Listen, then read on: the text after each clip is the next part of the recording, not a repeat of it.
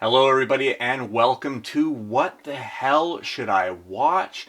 I'm Steve Stebbing, and this week I got a lot of stuff, and we're going to kick it all off with my teased review of Night Swim. But first, I have to tell you to please like and subscribe down below. And if you have any questions or any comments or anything, please put them in the comment section. Anyway, let's go. All right, so Night Swim. This is the new Blumhouse horror film starring Wyatt Russell and Carrie Condon. This is actually the first thing I've seen Carrie Condon since she just tore the house down in the Banshees of Inisherin. But apparently, her and Wyatt decided, let's sign on for a haunted pool movie. So yeah, this is a January release for horror, which is usually kind of the first week, and most of the time it'll be a film like The Forest, the one about the Japanese suicide forest, or The Bye Bye Man, that the internet called the Poo Poo Pee Pee Man, and that's hilarious. But every now and then you get a absolute gem like Megan, which was last year. Is Night Swim a new Megan? No, it's not. It's about a haunted pool. I saw someone call this one the Amityville Pool on Twitter, and I couldn't shake that the whole time watching this movie. It's just weird. The sound is really cool. The ghostly effects and some of the makeup effects and creature effects, I really did dig. But I mean, I feel like the pitch meeting for this was we have to bring the creepiness to the game of Marco Polo. And I don't know. I just didn't have it. Maybe this should have remained a short like it was originally conceptualized as. Conceptualized as. There we go. Let's get that word right. Overall, I would say that there are some cool moments visually in this film, but otherwise, it's just a big old soggy mess and it really doesn't need to be seen in theaters. Next one up is the new Netflix film Lift, starring Kevin Hart and Gugu Mbatha Raw and Billy Magnuson. And I mean, it's got an interesting cast. It's directed by F. Gary Gray. You got to remember, this is the guy that did Friday. He did Law Abiding Citizen. He did The Italian Job, which are all cool movies. I enjoyed all of those movies. But as I was starting to watch this movie, I quickly started to remember that he also directed The Fate of the Furious and Men in Black International, which were both not great movies. Lift is way below that, even. This is not a good movie at all. And I knew it as soon as Kevin Hart said the name of the movie right in the beginning. Lift. Because basically he is the head of a group of international thieves and being tracked down by Gugu Mbatha Raw's character. But Kevin Hart decides that he's going to play this one straight, no comedy, stoic tough guy, and it doesn't work. It makes his performance completely flat. It makes him boring to see on screen. And if you are good at something, why would you dial it back? I don't know. And as far as Gugu Mbatha Raw, she's a great actress. Like, she's really, really good. Like, I love the quasi sci-fi film that she did, Fast Color. Like, love that film. And I mean, just months ago we saw her as Renslayer in Loki season 2, and she kills it in that role. She's so great. So to see her like slumming it in this terrible role that just has her being like agog, like wide mouth, like just the whole, so many shots in this movie. She is just the wide-eyed, wide-mouthed damsel in distress, and it's so beneath her. So I was really, really disappointed by this film. Clearly, if you go on my letterbox for it, you're gonna see half a star out of 5. Like, I hated this movie. The movie is terrible from the ground up. It's got terrible dialogue, got really bad cool guy swagger just made through just ridiculous means. All of the CG is just horrifyingly ugly, like just really badly done.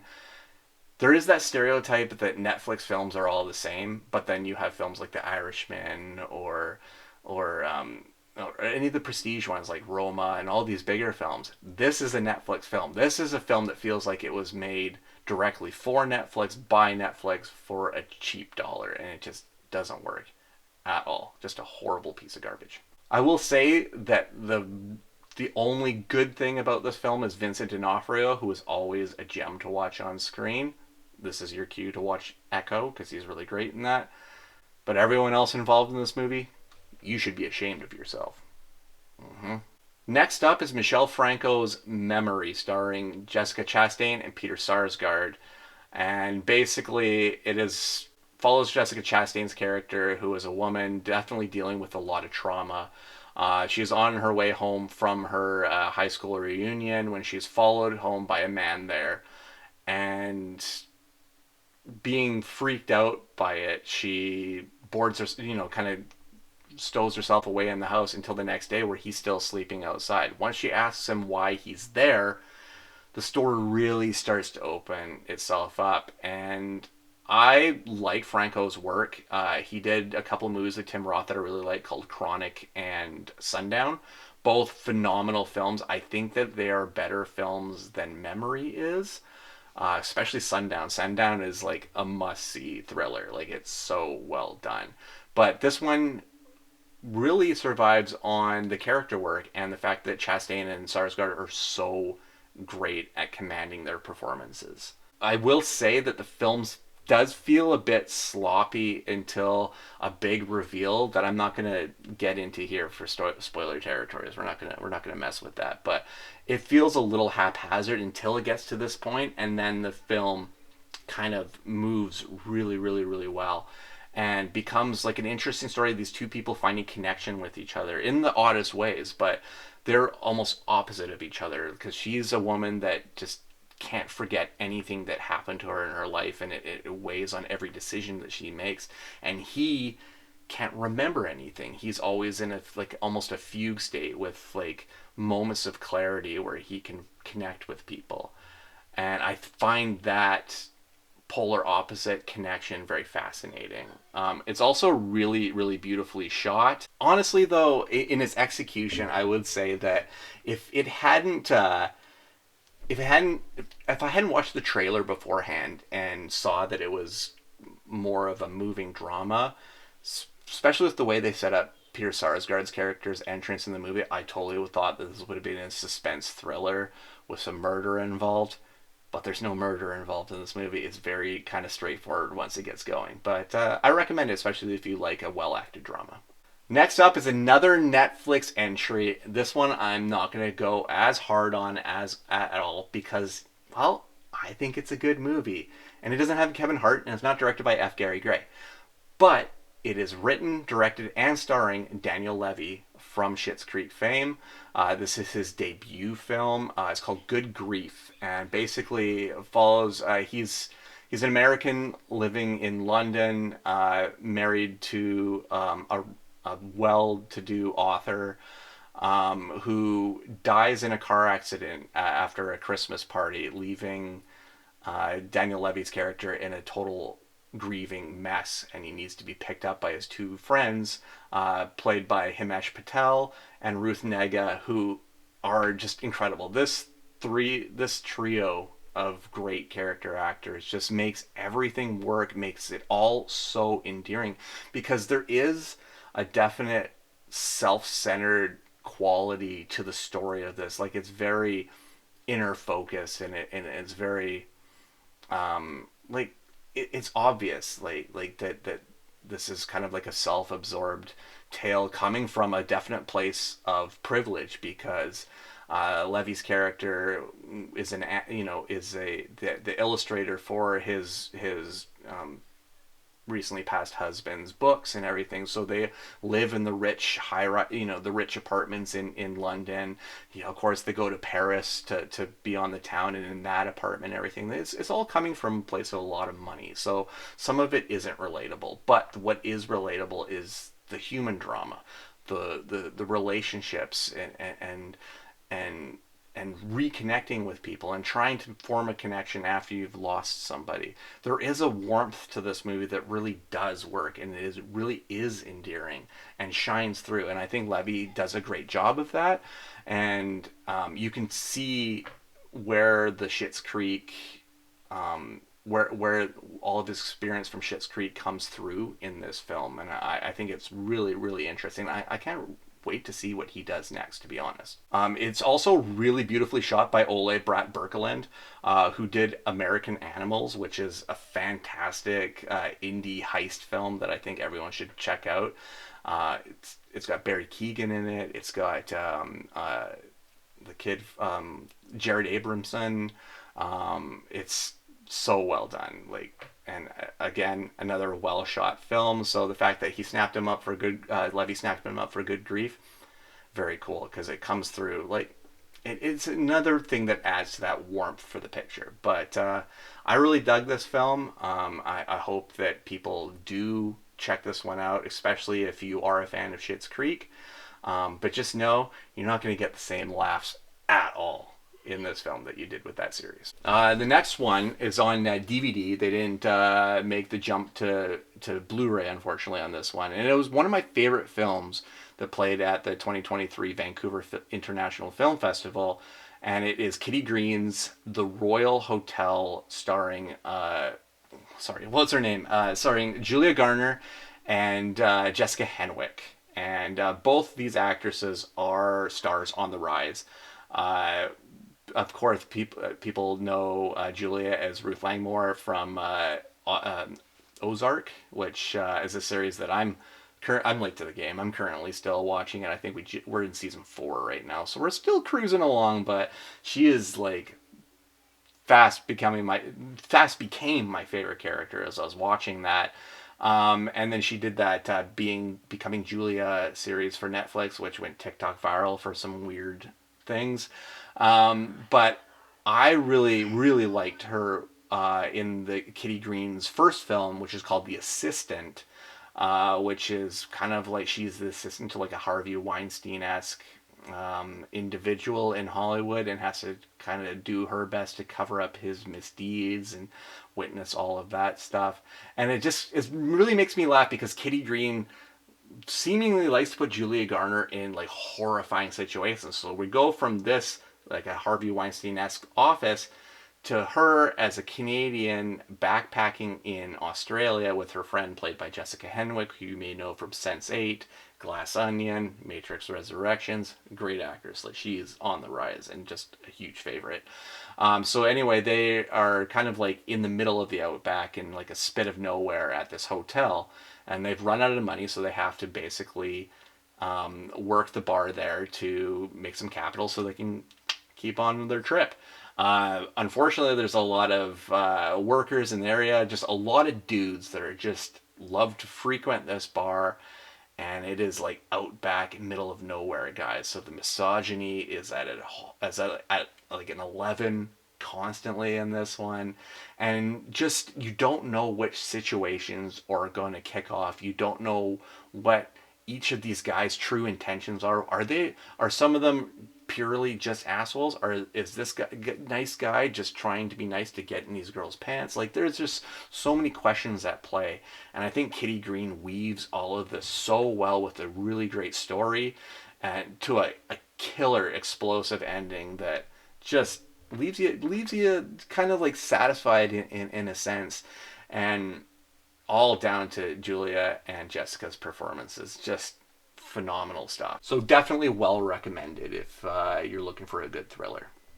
And I mean, come on, if we can get many of these copies bought, maybe the studio will upgrade it to Blu-ray. Come on, Sony Classics, let's do this. The next movie is Jessica. I think they're trying to say Jessica, but it's called Jessica. And it makes me feel like I have the lisp. And the whole time watching this movie, I kept thinking about this. Why is the title of this? Because the girl's name in it is Jessica, so why do they call it Jessica? Nobody loses any teeth in it. Anyway, I'm digressing beyond. But basically, this follows a woman who reconnects with someone that she had been friends with years and years ago before. and they connect at the right time at her place because this is the time where her ex stalker or stalker decides to show up again and make her life a living hell. The difference is her stalker is now a ghost. And yeah, I know this story is super weird because then it gets into this thing that the only way to get rid of a ghost is to pair it with another ghost. And we're not exactly sure where the story is going as it's happening. But the thing is, neither did the director and neither did the actors because this film was shot sequentially and developed as it went on. I mean, the film is at in its total only 70 minutes, which is kind of merciful in some ways because slow burn is doesn't really describe it because it's even slower than a slow burn. But the things at play and the ideas at play in this movie are really interesting, especially when especially knowing that they were figuring this out as it went along. So I was really fascinated by the craft of this one. Maybe the final result didn't totally grab me as much as it should have, but to see the creativity and to just get a crew of people out there to just start doing something when you don't know what the end game is a recklessness I think I can get behind. Next up is a movie documentary. So, a documentary that happens to be about film. And not only is it about film, but it is about one of the greatest directors in my mind and one of the creators of German New Wave cinema. And we're talking Werner Herzog, because this film is called Werner Herzog, Radical Dreamer. And this film goes through Herzog's career from beginning to end, not end because the guy's still making films, but beginning to now, with Werner in the driver's seat basically the whole time. So they are talking to the man himself. Plus, they're talking to people that have worked with him. They're talking to Christian Bale in here. They're talking to Nicole Kidman. Robert Pattinson's in there. Crew and cinematographers that have worked with Herzog before. Chloe Zhao is in there. Like, there is so many different people and people that have been influenced and I mean because the guy has had an incredible feature film body of work since the late 1960s, so there's so much ground to cover in this. Of course, I mean this movie is only an hour and 40 something, so it's like you probably need an expanded version to really delve into everything because I mean we do get a part where it talks about Rescue Dawn, but we didn't get a part talking about Little Theater Needs to Fly. There are certain things that just that don't get full focus. We do get a focus on like Fitzcarraldo. That kind of stuff is really cool to me, and especially the maniacal and insanity that is Klaus Kinski and that relationship and everything. That's always kind of fascinated me about Werner's work, especially that documentary, My Best Fiend. Like I've always been really curious about that stuff. And one thing I really like, they even get into him boiling and attempting to eat his shoe, which was due to a bet with Errol Morris. I'm gonna say that he bet Errol Morris that he couldn't get his first film off the ground, and if he did, he would eat his shoe. Well, guess what? Errol Morris got his film made, so he had to eat his shoe, and he made a documentary about that too. But I mean, if you love a good documentary, a good personal focus documentary, I think this movie would satisfy you. If you love film, you have to watch this movie. You really do because it is fascinating and to hear from the man himself exactly what makes him tick and what makes his cinematic mind work and what he looks for. Really fascinating stuff. So I absolutely loved this film. All right, so next up, brand new Netflix film. That's 3 Netflix films on this episode so far. But this one comes from Daniel Kaluuya. It's his directorial debut, co-directorial debut. He co-wrote this film as well.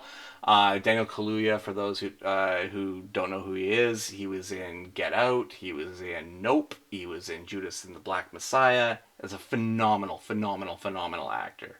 But to see him transition to making narrative film now is very cool in my mind because I'm interested in what makes the guy tick. And for this one, he does like a future story that kind of takes place in almost a King's Cross looking style ghetto. and basically follows these characters that are basically under the watchful eye of these drones that fly around their neighborhood all the time, and like almost daily raids in which riot cops chase all of them back into their apartments. And it's an interesting story about oppression that just kind of like is the overarching web of this story. But within it are two characters, one played by Kano. I forget what his full name is, but he looks like he just goes by Kano, and a young man named Jediah Bannerman. And basically, Jediah Bannerman's character is a young man who just lost his mother, and all the bodies are then turned into like a potted plant, which is the company that Kano's character works for. So the boy knows that Kano's character knew his mom, so wants to form a connection. But he's very standoffish, very on his own, very isolated, and the relationship just it takes time. It really takes time for him to open up or even want this kid to be anywhere near his life. And just the emotional quality to the story is really, really, really well done. I don't think it's going to grip a lot of people. Like, I don't see it being a top 10 ranked thing for Netflix at all. I think this is a really niche story that people will pick up on. Maybe if they see his name and they pick up on who he is, Daniel Kaluuya, they might get into it. But as soon as like there's no big actors in this one, it looks really really good. I mean, it's shot beautifully. The cinematography is really really good. Because it's done by Wyatt Garfield. Wyatt Garfield did the Rebecca Hall movie Resurrection, and 9 Days with Brian Tyree Henry, which I really really enjoyed. An odd movie, definitely off the beaten path, but just beautiful, so well shot. And Beatrice at Dinner, which is with Selma Hayek. I think it's Miguel Arteta did that one, and that's a really really great and underrated film from I think 5 or 6 probably 7 years ago at this point, but it's a really good one. I think John Lithgow's in it too. Solid movie. But The Kitchen, I mean, there definitely money spent on the production value of it, but it does still have the feel of a British indie film. Um, and honestly, if I hadn't been looking for it, I would have missed it entirely. So it is one of those films. I don't think it's going to be when it debuts the same day this video debuts on Friday. I don't even. I think you're gonna have to actually search for it, unfortunately. But all the best films you do have to search for. That's just the way it goes. Oh, I also have to mention that Labyrinth does original music for this one, and I've been really digging Labyrinth a lot, especially Labyrinth's project with Sia and Diplo called LSD. It's just a quick 6 to 8 song EP. Really, really good. I listen to it weekly. So to see Labyrinth's name pop up in this, I was like, hell yeah, I know who that is. All right, and as I'm recording this, last night I watched Origin, which is the new Ava DuVernay film, and Ava was the director behind Selma, the A Wrinkle in Time remake for Disney, which was kind of a mess, and also some really good documentary with 13th. I think Origin is like her crowning achievement because this film takes a thesis by a woman named Isabel Wilkerson and adapts it into a movie level and makes like really like a drama that's running underneath it and telling the story, Isabel Wilkerson's story in making her thesis, but also presents the thesis in like a movie form, so something that we could easily ingest just visually. And Ava DuVernay does a really solid job in constructing this and making a narrative story out of it, but also makes a film that when those credits hit, you're still thinking about all of the stuff that you've just been told. And cast is at the head of this, and racism and breaking down racism. And it reveals things that I hadn't thought about before, and or that I just hadn't got into that pocket of thinking in this way. And I think it's a really important film. Much like last week, I said American Fiction is an important film, the most important film of 2023. I think Origin is an important film that came out of 2023 and in 2024, but for different reasons. Different and some similar reasons, because it still does have to do with race, and it still does have to do with perception of race, and just how we can coexist on this planet. And I think that's very interesting. And I will say that the lead actress in this one, Ingenue Ellis Taylor, I only first knew about her with the film King Richard. That's the one where I really paid attention to it. She eventually got an Academy nomination for that one. So she is going to be like one of those renowned A-list names really, really, really soon. And I think Origin is a good tipping point to that. This one also has Niecy Nash, who gives a really, really great dramatic performance, which is kind of different for me. I'm new to her dramatic kind of stuff. To me, she's still the big boobed officer from Reno 911. So to see her explore this role was really, really interesting to me. And I just also really love the way it's shot. I do have issues with some of the more imaginative stuff, especially in the last scene. I just think it just takes some edge off of what I've seen.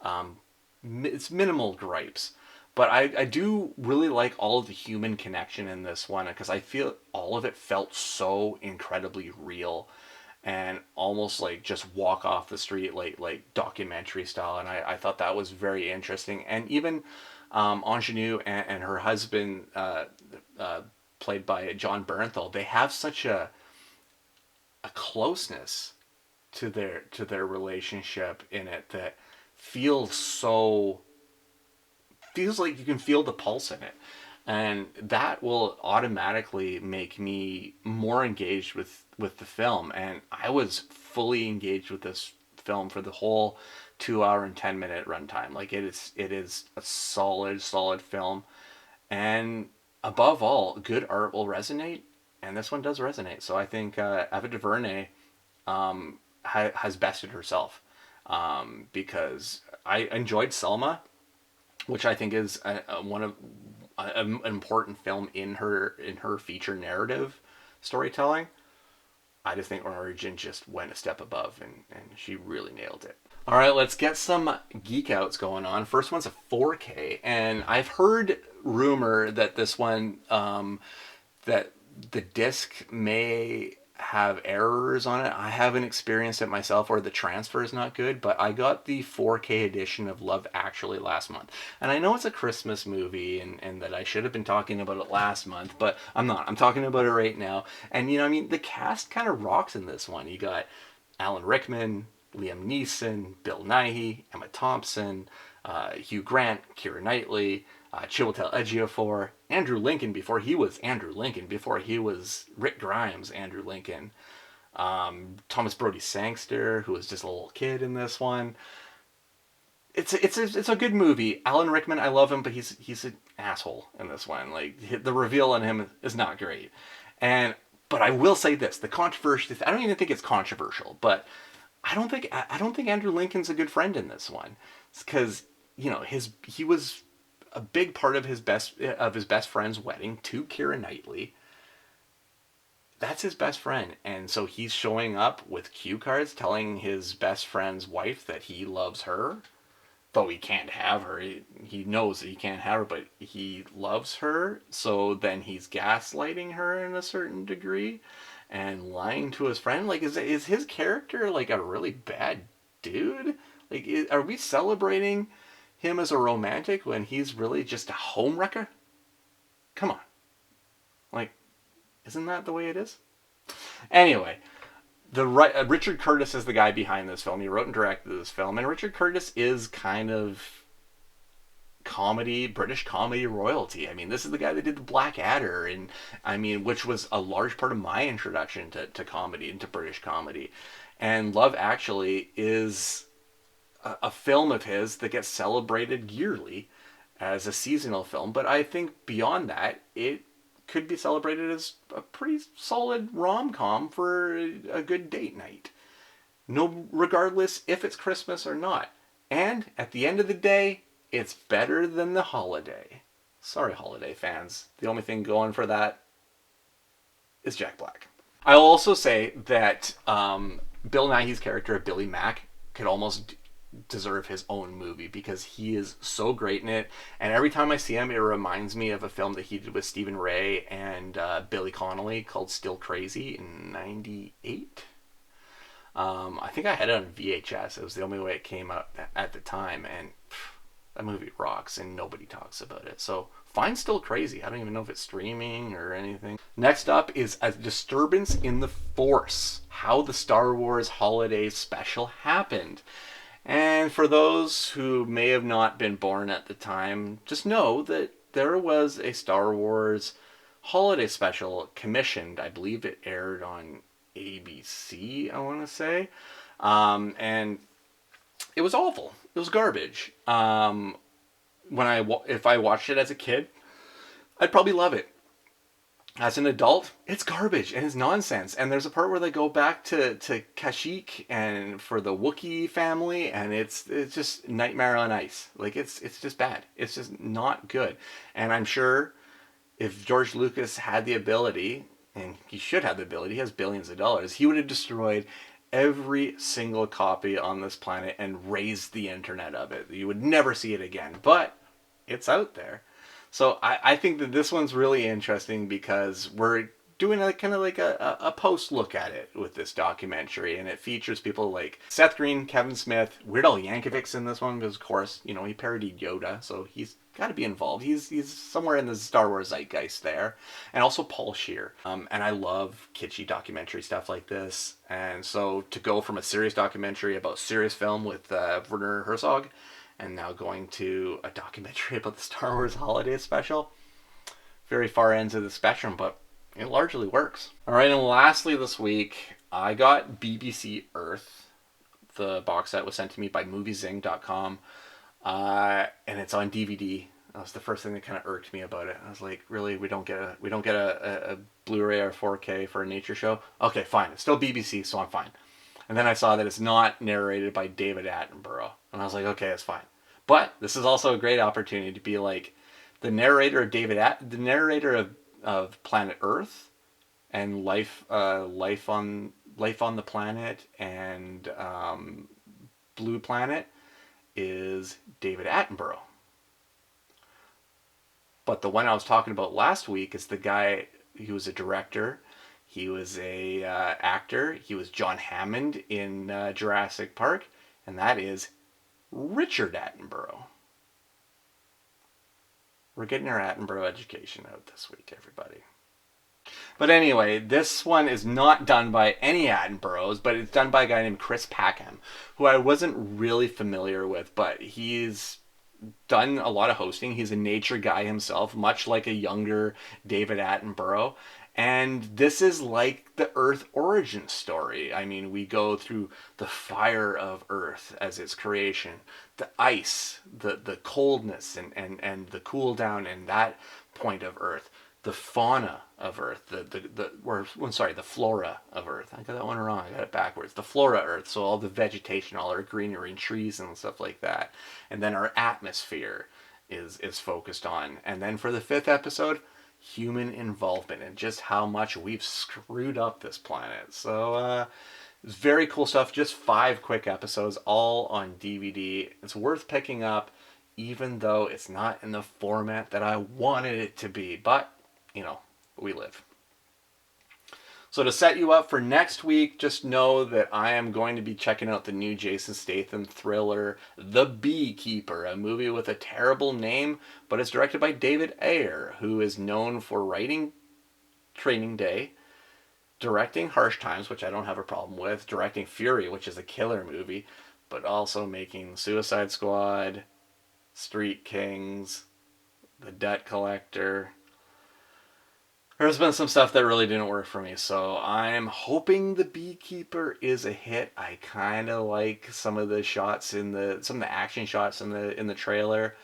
Jason Statham usually is a guy that's a hit with me, but the last film I saw him in was Meg 2 The Trench, and I hated that film. Hated it. So, hoping this is better. All right, everybody, that's it from me this week on What the Hell Should I Watch.